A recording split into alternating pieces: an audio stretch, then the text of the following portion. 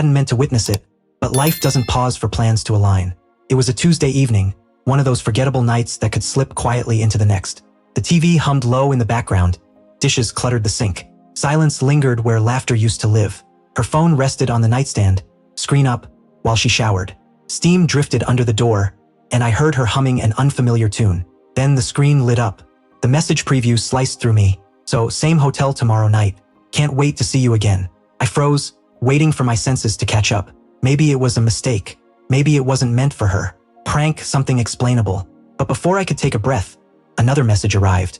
I'll bring the wine this time. Just bring yourself. My chest tightened. My throat went dry. I'd never looked through her phone before, never had reason to. Trust had always been our anchor, or so I thought. My hand shook as I unlocked the screen and opened the thread. There it was. Weeks of messages, plans, lies wrapped in the ordinary. Nights she'd said were work deadlines, errands, or evenings with friends. The name didn't register, but the tone did. This wasn't banter. It was a secret life unfolding. When she stepped out of the bathroom, wrapped in a robe, smiling, smelling faintly of lavender. The same scent I'd fallen asleep beside for years. I felt sick. Tomorrow she'd smell like him. I didn't confront her that night.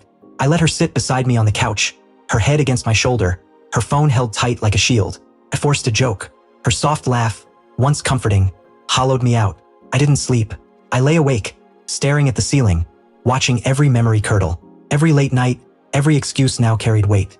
I thought about our vows, for better or worse, and wondered what they ever meant to her. By morning, I knew I wouldn't shout or break down. I'd stop her calmly, coldly. She came home later than usual that Wednesday. Too much makeup, perfume heavier than normal.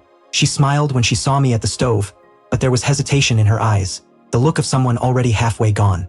"Smells good," she said, setting her purse down. "I thought we could have dinner together," I replied evenly. "It's been a while since it was just us." Her mind spun, searching for an excuse. "Actually, I might have to step out later. Sarah from work." "Don't lie to me, Anna." Her face drained of color. "I know about the hotel," I said quietly but firmly. "I know about him." Her lips parted, but no words came. The mask she'd worn for weeks crumbled. Guilt, fear, shame flickering all at once. "You don't understand," she whispered. "No," I said sharply. "I understand perfectly. You made a choice. You planned it. You were ready to lie to my face and go to him." Tears welled up. "It's not what you think. Then tell me why my wife couldn't look me in the eye and just say she was done, instead of sneaking around in hotel rooms." The silence was unbearable. Finally, she whispered, "I don't know why I did it." I laughed bitterly. "Convenient." We sat in front of untouched food. She fumbled through excuses, loneliness, feeling invisible.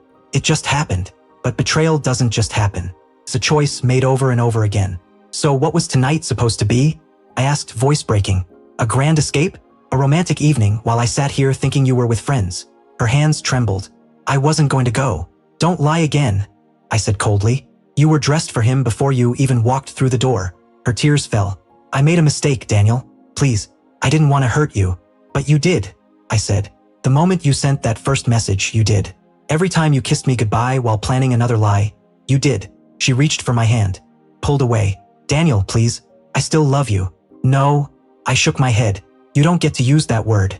Not after this. Love doesn't look like betrayal. Love doesn't book hotel rooms." The rest of the night blurred. Tears, hollow explanations. She swore it hadn't gone physical, as if that undid the betrayal of her words. But in my mind, the damage was done. The trust was gone. The foundation of us reduced to rubble. That night, I packed a bag. She followed, begging, voice cracked. "Don't leave. We can fix this. I'll end it. I'll do anything." I stopped at the doorway, suitcase in hand. "You were willing to risk everything for one night with him," I said quietly. "And now you want me to believe you'd do anything for us? You ended us the moment you chose him." Her sobs echoed behind me as I closed the door. The first night alone was agony. A cheap motel, a thin mattress, staring at the ceiling, wondering how everything unraveled. But each day, the fog lifted a little more. Her tears, her promises, they all came too late. People ask if I regret leaving, if I should have fought harder. But here's the truth. When someone shows you what your love is worth to them, believe it. Anna showed me, and that night when I said, "Don't lie to me. I know about the hotel," I wasn't just confronting her. I was freeing myself. I finally understood that I deserve someone who never needed to be stopped in the first place.